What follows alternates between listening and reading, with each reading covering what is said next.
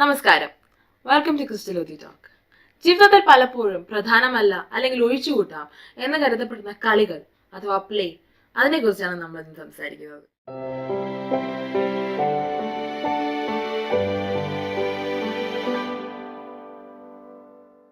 ഒരു കുട്ടിയുടെ ജീവിതത്തിൽ വളരെ പ്രധാനമായ എന്നാൽ പലപ്പോഴും മുതിർന്നവർ പ്രാധാന്യം നൽകാത്ത ഒരു സീരിയസ് വിഷയത്തെ കുറിച്ചാണ് നമ്മൾ ഇന്ന് സംസാരിക്കുന്നത്. പ്ലേ, കളി.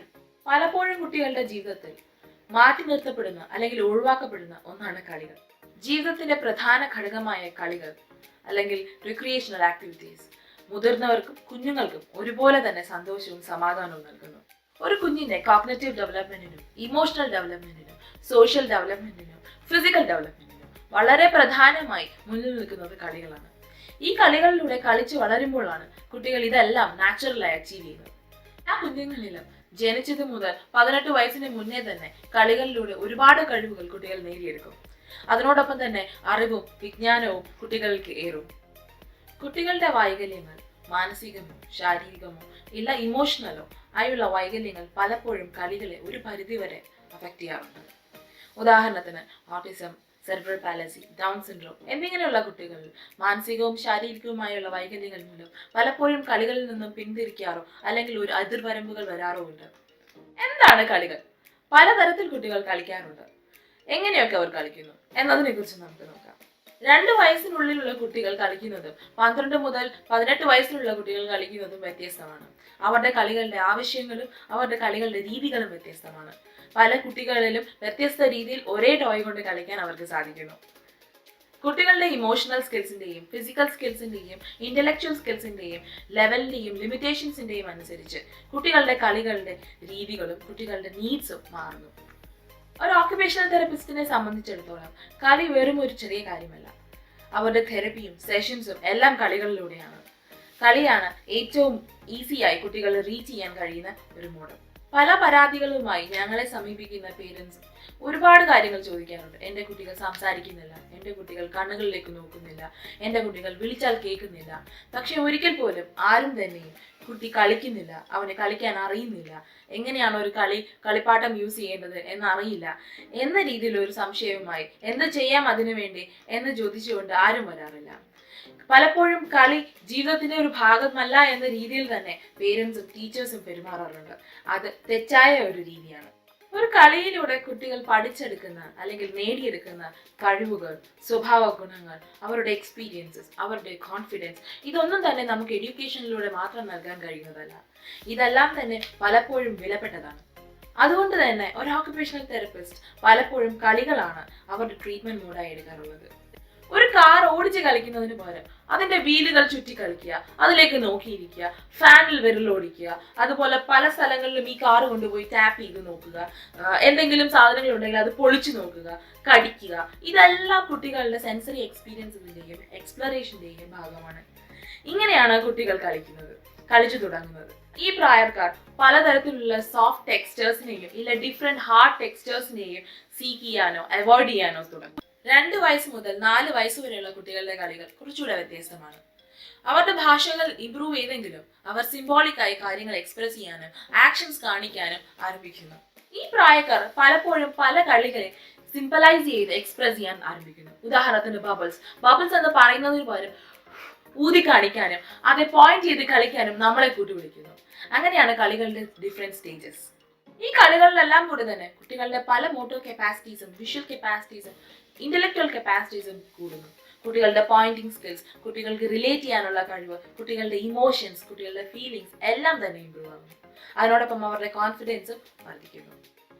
4 വയസ്സ് മുതൽ 7 വയസ്സ് വരെയുള്ള കുട്ടികളാണ് കുറച്ചുകൂടെ മിടുക്കന്മാർ അല്ലെങ്കിൽ മിടുക്കികൾ. അവർ ഡ്രമാറ്റിക്കായി കളിക്കാൻ ആരംഭിക്കുന്നു. ക്രിയേറ്റീവായും ഇമാജിനേറ്റീവായും കുട്ടികൾ കളിക്കുന്നു. ഇമിറ്റേഷൻ സ്കിൽസും കോപ്പിംഗ് സ്കിൽസും ഉള്ള കുട്ടികൾ പേരൻസിനെ ഇമിറ്റേറ്റ് ചെയ്യാനോ ടീച്ചറിനെ ഇമിറ്റേറ്റ് ചെയ്യാനോ വീട്ടിൽ ഞാനാണ് അമ്മ, ഞാനാണ് അച്ഛൻ, അല്ലെങ്കിൽ ഞാൻ അച്ഛനെ പോലെ ഡ്രസ്സ് ചെയ്യുന്നു, അമ്മയെ പോലെ മുറ്റമടിക്കുന്നു, ഇങ്ങനെയൊക്കെ നമുക്ക് കാണിച്ചു തരാനും ക്രിയേറ്റീവായും ഇമാജിനേറ്റീവായും കളിക്കാനും ആരംഭിക്കുന്നു. റിമോട്ടുകൾ ഫോണായി ഉപയോഗിച്ച് സംസാരിക്കാനും ഹലോ എന്ന് പറഞ്ഞ് നമ്മളോട് റെസ്പോണ്ട് ചെയ്യാനും ആവശ്യപ്പെടുന്നു. അതുപോലെ തന്നെ ഡോൾ ഹൗസസ് ഉണ്ടാക്കാനും ഡോളുകൾക്ക് ഫീഡ് ചെയ്യാനും കണ്ണെഴുതി കൊടുക്കാനും അവരോട് സംസാരിക്കാനും അവരെയും മറ്റു ഡോളുമായി ചേർത്ത് കളിക്കാനും കുട്ടികൾ ആരംഭിക്കുന്നു. ഈ ലെവലിൽ കുട്ടികളുടെ സെൽഫ് ഐഡന്റിറ്റി, അവരുടെ ഐഡിയാസ്, അവരുടെ ക്രിയേറ്റിവിറ്റി എല്ലാം തന്നെ ഇംപ്രൂവ് ആകുന്നു. അവർക്ക് മറ്റുള്ളവർ നൽകുന്ന അപ്രിസിയേഷൻസ് പലപ്പോഴും കുട്ടികളെ ഹയർ ലെവലായി കോഗ്നിറ്റീവ്ലി തിങ്ക് ചെയ്യാൻ സഹായിക്കുന്നു. അതുപോലെ തന്നെ ചലഞ്ചസ് എടുക്കാനുള്ള കുട്ടികളുടെ ആഗ്രഹവും അല്ലെങ്കിൽ കുട്ടികളുടെ ശേഷിയും വർദ്ധിപ്പിക്കുന്നു. 7 വയസ്സ് മുതൽ 12 വയസ്സ് വരെയുള്ള കുട്ടികൾ അല്ലെങ്കിൽ അതിന് മേലുള്ള കുട്ടികൾ കുറച്ചുകൂടെ വ്യത്യസ്തരാണ്. അവരുടെ കളികളുടെ രീതിയും വ്യത്യസ്തമാണ്. പലപ്പോഴും കുട്ടികൾ കോമ്പറ്റീറ്റീവ് സ്പിരിറ്റോടുകൂടി അല്ലെങ്കിൽ ഒപ്പണന്റിനെ സ്വന്തമായി കമ്പയർ ചെയ്തുകൊണ്ട് അങ്ങനെയാണ് കുട്ടികൾ കളിക്കാറ്. റൂൾസ് ആൻഡ് റെഗുലേഷൻസ് ഫോളോ ചെയ്യാനും അല്ലെങ്കിൽ സോഷ്യൽ ഇന്ററാക്റ്റീവ് സ്കിൽസ് ഇംപ്രൂവ് ചെയ്യാനും കുട്ടികൾക്ക് ഒരുപാട് കഴിവുകളുണ്ട്. ഈ പ്രായക്കാർ അല്ലെങ്കിൽ ഈ തരത്തിലോ അല്ലെങ്കിൽ മേൽ കളിക്കുന്ന കുട്ടികളോ പലപ്പോഴും തന്നെ മറ്റൊരാളുമായി കമ്പയർ ചെയ്യാനും തന്റെ കഴിവുകൾ മെച്ചപ്പെടുത്താനും കുട്ടികൾ ശ്രദ്ധിക്കാറുണ്ട്.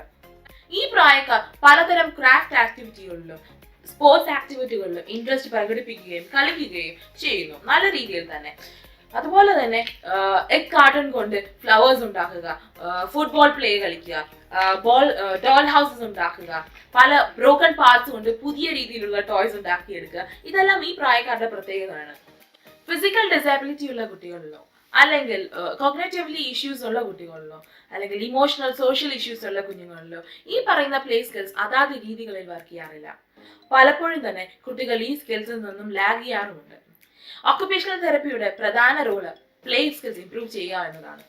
പലപ്പോഴും പേരൻസ് ഞങ്ങളുടെ ഡിപ്പാർട്ട്മെന്റുകളിലൂടെ നടന്നു പോകുമ്പോൾ അവർ നോക്കാറുള്ളത്, എന്റെ കുട്ടികൾക്ക് നിങ്ങൾ എന്ത് തെറപ്പിയാണ് നൽകുന്നത്? കുട്ടികൾ സ്വിങ്ങിൽ കളിക്കുന്നു, കുട്ടികൾ ഓടി നടക്കുന്നു, കുട്ടികൾ ബോൾ പിറ്റിൽ ചാടുന്നു, ഇതൊക്കെയാണോ തെറപ്പി? ഇങ്ങനെയാണോ എന്റെ കുട്ടികളെ നിങ്ങൾ ട്രീറ്റ് ചെയ്യാറ് എന്ന് പല പേരൻസും കൗതുകത്തോടെയും ചിലപ്പോൾ ഉത്കണ്ഠയോടെയും ചോദിക്കാറുണ്ട്.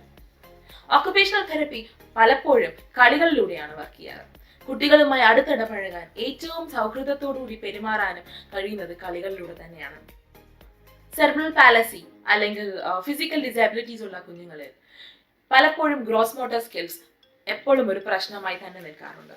ഓടി നടക്കാനും ചാടി കളിക്കാനും കുട്ടികൾക്ക് പലപ്പോഴും ബുദ്ധിമുട്ടുകൾ ഉണ്ടാകും. മൊബിലിറ്റിയും അല്ലെങ്കിൽ ട്രാൻസ്ഫർ ചെയ്യാനും കുട്ടികൾക്ക് കഷ്ടങ്ങൾ ഉണ്ടാവാറുണ്ട്. അവിടെ നമ്മൾക്ക് പലപ്പോഴും കുട്ടികൾക്ക് വേണ്ടി അക്കോമഡേഷൻസോ അല്ലെങ്കിൽ കുട്ടികൾക്ക് വേണ്ടി സിറ്റുവേഷൻസ് മാറ്റിയെടുക്കാനോ സാധിക്കും. കുട്ടികൾക്ക് പ്ലേ ഡിപ്രൈവ്ഡ് ആകുമ്പോൾ അല്ലെങ്കിൽ കുട്ടികളിൽ കളികളുടെ അളവ് കുറയുമ്പോൾ കുട്ടികൾക്കും നമ്മളെ പോലെ തന്നെ സ്ട്രെസ്, അതുപോലെ തന്നെ വിഷമങ്ങൾ, അതുപോലെ തന്നെ കുട്ടികളുടെ ഫിസിക്കൽ എൻഡ്യൂറൻസ് എല്ലാം തന്നെ കുറയുന്നു. അതുകൊണ്ട് തന്നെ കളി എപ്പോഴും കുട്ടികളുടെ പ്രധാനമായ ഒരു ഓക്യുപ്പേഷനായി തന്നെ നിൽക്കണം. ഈ കളികൾ കുട്ടികളുടെ മോട്ടിവേഷൻ ഇംപ്രൂവ് ചെയ്യാനും അവരുടെ സെൽഫ് കോൺഫിഡൻസ് ഇംപ്രൂവ് ചെയ്യാനും അവരെ തന്നെ മോൾഡ് ചെയ്തെടുക്കാനും സഹായിക്കുന്നു. അതുകൊണ്ട് തന്നെ ഒരു കാരണവശാലും ഒരു ധൃതിയുടെ പേരിലും കുട്ടികളെ കളികളിൽ നിന്നും മാറ്റി നിർത്തരുത്. Autism, Asperger syndrome, cerebral palsy, Down syndrome, mental retardation എന്നിങ്ങനെയുള്ള കാറ്റഗറിയിൽ വരുന്ന കുട്ടികൾ പലപ്പോഴും കളികളുടെ വ്യത്യാസങ്ങൾ വളരെ വലുതാണ്. ഓട്ടിസം സ്പെക്ട്രം ഡിസോർഡേഴ്സിൽ വരുന്ന സെൻസറി പ്രോബ്ലംസ് പലപ്പോഴും കുട്ടികളെ കളികളിൽ നിന്നും മാറ്റി നിർത്താറുണ്ട്. അതുപോലെ തന്നെ ADHD അഥവാ attention deficit hyper active syndrome ഈ കാറ്റഗറിയിൽ വരുന്ന കുട്ടികളിൽ അവരുടെ ഹൈപ്പർ ആക്ടിവിറ്റി കൊണ്ട് അല്ലെങ്കിൽ ഇമ്പൾസിവിറ്റി കൊണ്ട് അവരുടെ ഫീച്ചേഴ്സ് കാരണം പലപ്പോഴും കുട്ടികൾക്ക് സോഷ്യൽ പ്ലേ അവോയ്ഡഡ് ആവാറുണ്ട്. ഉദാഹരണത്തിന് വെയിറ്റിംഗ് ഫോർ ടേൺസ് ഇല്ലാത്തതുകൊണ്ട് അവരുടെ ഇമ്പൾസിവിറ്റി കൊണ്ട് കുട്ടികൾ പലപ്പോഴും അവരെ കൂട്ടത്തിൽ ചേർക്കാറില്ല. പലപ്പോഴും തന്നെ അവരുടെ ഇമോഷൻസ് എക്സ്പ്രസ് ചെയ്യാനുള്ള സാഹചര്യങ്ങളും അവർക്ക് കിട്ടാറില്ല. ഈ സാഹചര്യങ്ങളിൽ കുട്ടികളെ നമുക്കൊരു അഡൽട്ട് ഗൈഡൻസോടുകൂടി അല്ലെങ്കിൽ അവർക്കൊരു സെൻസറി പ്രോഗ്രാം നൽകിയതിനു ശേഷം കളികളിലേക്ക് വിടുക.